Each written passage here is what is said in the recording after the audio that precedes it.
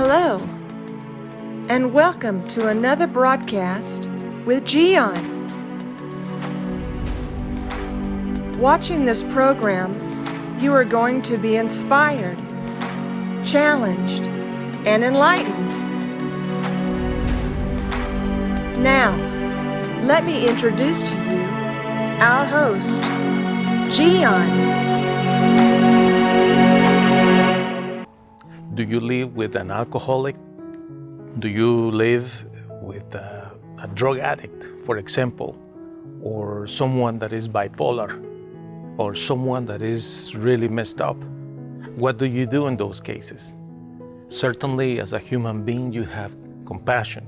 You want to help people, especially if they are your family, relatives, or whomever the person is that you live with. But what about you? There is one important thing that you need to consider, is you need to love yourself. Loving yourself not necessarily is being selfish. In fact, it's a commandment from God.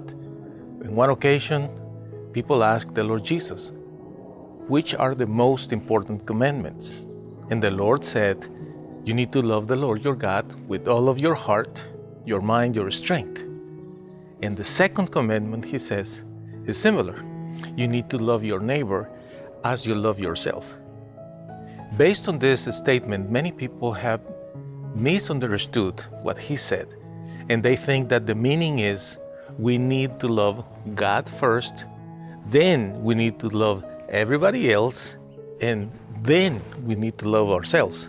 That is not what he said. What he said is we need to love our neighbor as we love ourselves, meaning in the same proportion. Therefore, it's necessary for you to learn to love yourself. And when you have, for example, experiences in the workplace or doing business or in your home with someone that is not totally okay, you need to remember this. Because unfortunately, whether it's a drug addict, alcoholic, bipolar, or anyone that has mental disabilities, or even those who have physical disabilities, they just sometimes cross the line expecting way too much from you. They just assume that you are there to serve them. Do you understand the problem? It's not that you don't want to help people. It's not that you don't want to help your loved one or someone that has problems in your home or wherever you work with. You're gonna help people.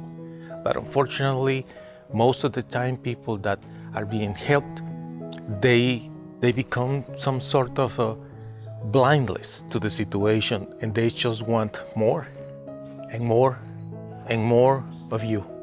They just assume that you are there to do whatever they need, whatever they want. Most of the time, individuals in that kind of situation are really selfish, and they really do not think of you much. They are just thinking of themselves, their poor situation, their problem, their disability, or whatever the situation may be. Therefore, I encourage you today to consider this. Take time for yourself. If you happen to be in a situation when you don't have any other option but staying there, you need to create windows of time when you go away, when you do things on your own. And very important that you can sleep well.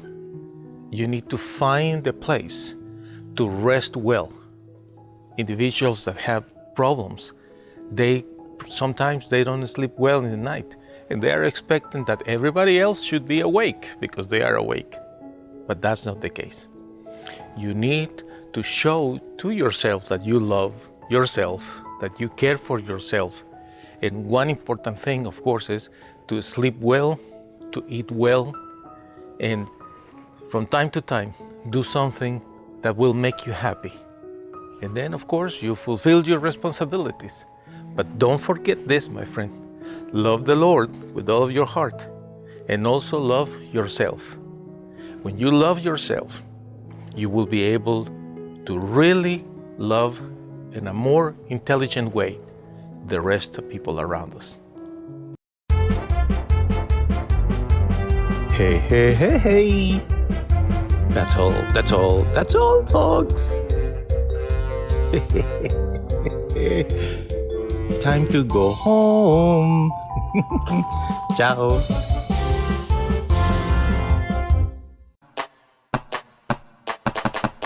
By Giancarlo Vitatoro.